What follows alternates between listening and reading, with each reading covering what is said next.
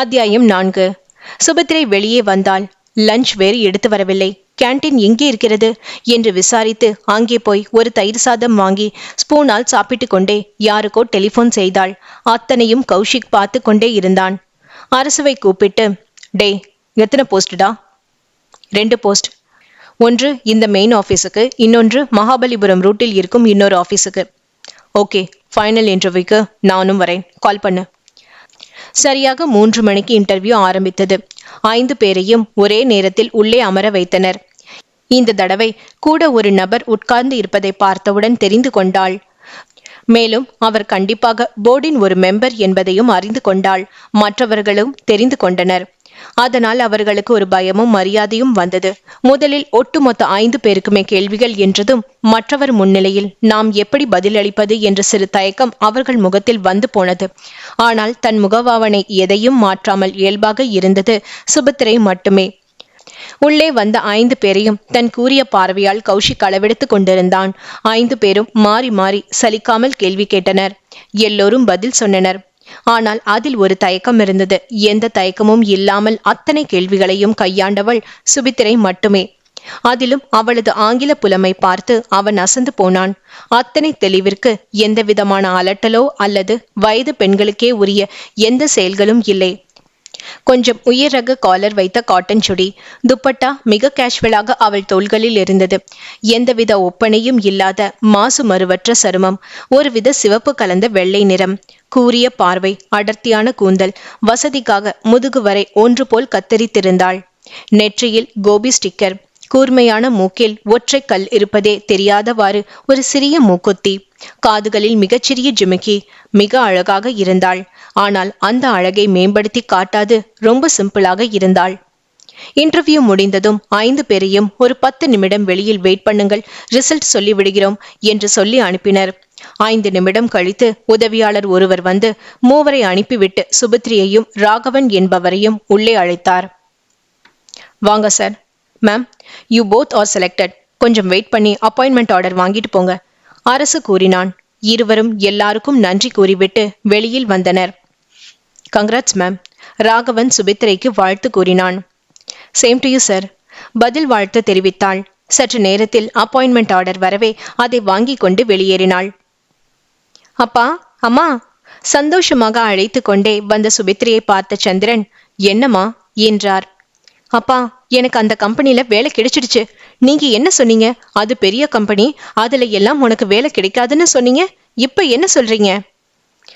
என் பொண்ணோட புத்திசாலித்தனத்துக்கு முன்னாடி எந்த கம்பெனி வந்தாலும் போனு ஊதி தள்ளிட மாட்டா என்று அந்தர்பல்ட்டி அடித்தவரை பார்த்து சகதர்மினியும் அத்தையும் மூக்கில் விரலை வைத்தனர். ஏண்டி கமலி, உன் வீட்டுக்காரன் அவன் பொண்ணுக்கு போடுற ஜால்ராவை பாத்தியா? அதைத்தான் பார்த்துக்கிட்டு இருக்கேன் பெரியம்மா. ஏண்டா சந்திரா, இத காலையில அவகிட்ட சொல்லி அவளை கொஞ்சம் சந்தோஷமா அனுப்பி வச்சிருக்கலாம்ல. அப்ப அந்த மாதிரி சொல்லிட்டு இப்போ உன் பொண்ணை புகழ்ற?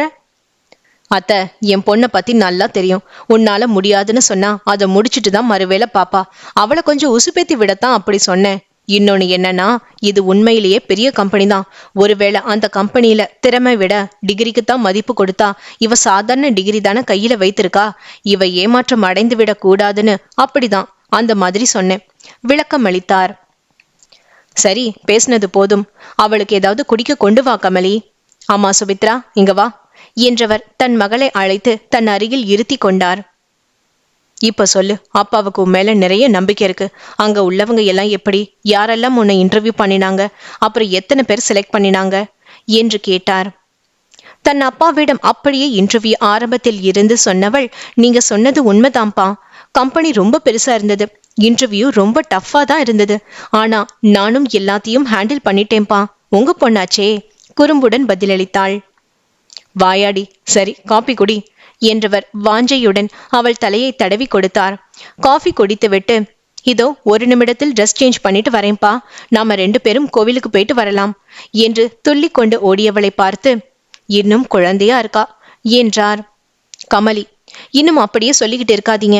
இன்னும் 2 வருஷம் கழிச்சு அவளுக்கு ஒரு கல்யாணம் பண்ணி கொடுக்கணும் என்றவள் காஃபி டம்ளரை எடுத்துக்கொண்டு சென்றாள். இதையெல்லாம் பார்த்து கொண்டிருந்த ருக்மணி, இப்படித்தான் அவ மேலேயும் உயிரையே வச்சிருந்த.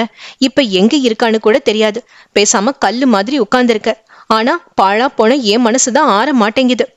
புலம்பியவாறே எழுந்து சென்றார். அத்தையின் வார்த்தையை கேட்ட சந்திரனின் மனதில் ஒரு நிமிடம் அலையடித்து ஓய்ந்தது. மனதில் ஒரு முகம் வந்து அவரை கண்ணீருடன் பார்த்தது. தன்னை மீறி கண் கலங்கியவர் சுபித்ரை வரும் சத்தம் கேட்டு தன் கண்களை துடைத்து கொண்டார். அப்பா போகலாமா என்று கேட்டுக்கொண்டே வந்த சுபா அப்பாவின் முகம் பார்த்து, என்ன அதுக்குள்ள முகமெல்லாம் ஒரு மாதிரி இருக்கு, அத்தை ஏதாவது சொன்னாங்களா என்றாள். அதெல்லாம் ஒண்ணுமில்ல, நீ வா போகலாம். அப்பாவும் மகளும் பேசிக்கொண்டே சென்றனர்.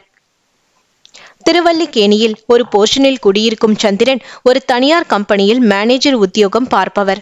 அவருக்கு ஒரே மகள் சுபா என்ற சுபித்ரை. அத்தை ருக்மணி, மனைவி கமலினி. மிகவும் அமைதியான நேர்மையான குணமுள்ள சந்திரன் தன் மகளிடத்தில் உயிரையே வைத்திருப்பவர். மகளும் அப்படியே. தந்தையின் முகவாட பொருத்திராதவள். +2 நல்ல மதிப்பெண் பெற்றதால் அவளுக்கு என்ஜினியரிங் படிக்க இடம் கிடைத்தாலும் அப்பாவின் விருப்பத்திற்காக ஆர்ட்ஸ் காலேஜில் சேர்ந்து படித்தவள். ஆனாலும் தன் திறமையை வளர்த்து கொள்வதற்காக கம்ப்யூட்டர் கோர்ஸ் பலவற்றை கற்றுக்கொண்டு அதன் மூலம் இந்த வேலையை அடைந்திருப்பவள் அப்பாவின் விருப்பம்தான் தன் வாழ்க்கை என்று வாழும் செல்ல குழந்தை. கோவிலுக்கு செல்லும் வழியிலேயே அப்பாவிடம், அப்பா நான் என்னைக்கு ஜாயின் பண்ணட்டும் என்று கேட்டாள். நாளைக்கு செவ்வாய்க்கிழமை, நாளை மறுநாள் புதன்கிழமை. பொன் கிடைத்தாலும் புதன் கிடைக்காது என்று ஒரு பழமொழி உண்டு. அன்றைக்கு ஜாயின் பண்ணேன். ஏன்பா நீங்க கூட அந்த காலத்து ஆள் மாதிரி இந்த பழமொழி எல்லாம் சொல்லுவீங்களா என்ன? நான் அந்த காலத்து ஆள் தானேம்மா. நீதான் இந்த காலத்து பொண்ணு. பழமொழிக்கும் காலத்துக்கும் என்னமா சம்பந்தம்? நாகரிகம் வேணும்னா காலத்துக்கு காலம் மாறுபடும். ஆனா பழமொழிகள் மாறுபடாது. பழமொழிகள் என்பது சும்மா ஒப்புக்கு சொல்றது இல்லம்மா. அதுல 1000 விஷயங்கள் அடங்கி இருக்கு. நம்ம முன்னோர்கள் வாழ்க்கையை வாழ்ந்து பார்த்து அதுல அனுபவிச்சு கண்டதை தான் பழமொழியா சொல்லி இருக்காங்க. அது எல்லா காலத்துக்கும் பொருந்துமா? அப்பா உங்ககிட்ட பேசி நான் ஜெயிக்க முடியாது. கோவில் வந்துருச்சு, வாங்க சாமி கும்பிடலாம். உள்ளே நுழைந்து பார்த்த சாரதி பெருமாளை சேவித்தனர். கோவிலில் இருந்து திரும்பும் போது மகளிடம், சுபா இந்த ஞாயிற்றுக்கிழமை அம்மாவை கூட்டிக்கிட்டு கடைக்கு போய் உனக்கு ஆபீஸ் போறதுக்கு புதுசா 4 சுடிதார் வாங்கிக்கோமா. அம்மா கிட்ட நான் ரூபா கொடுத்துருக்கேன். எதுக்குப்பா? உங்களுக்கு அனாவசிய செலவு. இருக்கட்டுமா, தேவைப்படும் போது செலவழிக்கத்தானே சம்பாதிக்கிறோம். அப்பா சொல்றேன்ல, நீ வாங்கிக்கோ. தேங்க்யூப்பா. அதற்குள் வீடு வந்துவிட்டது. எத்தனை மணி ஆனாலும் இரவு சாப்பாடு நால்வரும் பேசிக்கொண்டே சாப்பிட்டு விட்டு படுப்பது வழக்கம். நாளை மறுநாள் கம்பெனியில் எந்த மாதிரி வேலை இருக்கும் என்று நினைத்து கொண்டே படுத்தவள் தூங்கியே விட்டாள். இவள் தூங்கிய பிறகு வந்து பார்த்த சந்திரன் அவளுக்கு போர்த்திவிட்டு படுக்க சென்றார். புதன்கிழமை காலையில் சீக்கிரமாவே கம்பெனியை அடைந்த சுபா ரிசப்ஷனில் அமர்ந்திருந்த பெண்ணிடம், I am Subithrai, newly appointed candidate. Shall I meet the incharge officer கேட்டாள். 1 minute ma'am, I ask the AGM. அவள் யாருக்கோ இன்டர்காமில் பேசிவிட்டு, okay ma'am, you go to the 4th floor, right side 2nd room. அவள் போன் பேசும் வரை அந்த வரவேற்பு அறையை அவள் கண்களை சுழற்றி பார்வையிட்டாள். பணத்தின் செழுமை ஒவ்வொரு அங்குலத்திலும் தெரிந்தது. அந்த ரிசப்ஷனிஸ்ட் கூட மிக உயர்ந்த ரக சுடிதார், லிப்ஸ்டிக், ரூஜ், மஸ்காரா என்று இருந்தாள். இவள் தன் உடையை சற்று குனிந்து பார்த்து கொண்டாள். மிகவும் சாதாரணமாக இருந்தது. ஆனால் அவளை பொறுத்தவரை அது கொஞ்சம் விலை அதிகமான உடைதான். ஒரு நொடிதான் அந்த நினைவு. அடுத்த நிமிடம் தனது வழக்கமான தோள்களை அசால்ட்டாக குலுக்கிவிட்டு அங்கிருந்து லிப்டை நோக்கி சென்றாள். 4வது மாடியில் ரிசப்ஷனிஸ்ட் சொன்ன ரூம் கதவை நாசுக்காக தட்டினாள். S comment. கம்பீரமாக குரல் ஒலித்தது. உள்ளே சென்றாள். எம்டி இருக்கையில் கௌஷிக்கும், சைடாக இருந்த இருக்கையில் அரசவும் அமர்ந்திருந்தனர்.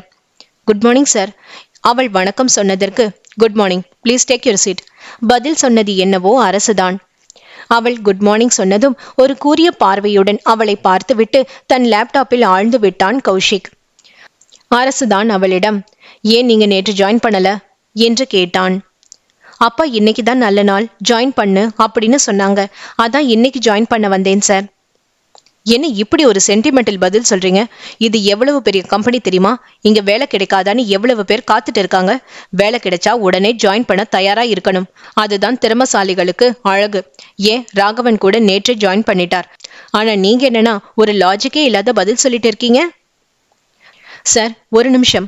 நீங்க எனக்கு வேலை மட்டும்தான் கொடுத்திருக்கீங்க. அதுவும் இன்டர்வியூ வச்சு என் திறமையை எடை போட்டு அப்புறம் தான் கொடுத்திருக்கீங்க. என் உணர்வுகளுக்கு நீங்க தடை போட முடியாது. புதுசா ஒரு வேலையில சேரும்போது நல்ல நாள் பார்க்கறது வழக்கம்தான். அதுல என்ன இடியாட்டிக் சென்டிமெண்ட் அப்படின்னு நீங்க சொல்றது? As per rules joining time எல்லா கம்பெனிலையும் உண்டு தானே? அதுதான் நான் அவைல் பண்ணியிருக்கேன். இன்னைக்கு தான் ஜாயின் பண்ண போறேன். என்னோட ஒர்க் பிளேஸ் எது? யார் எனக்கு பாஸ்? இதெல்லாம் தெரிஞ்சுக்கணும்னா நான் யாரை பார்க்கணும்? இதுக்கு மட்டும் பதில் சொல்லுங்க. தைரியமாக பேசினாள். அவள் தைரியத்தை பார்த்து அரசு அசந்து போனான். கௌஷிக்கும்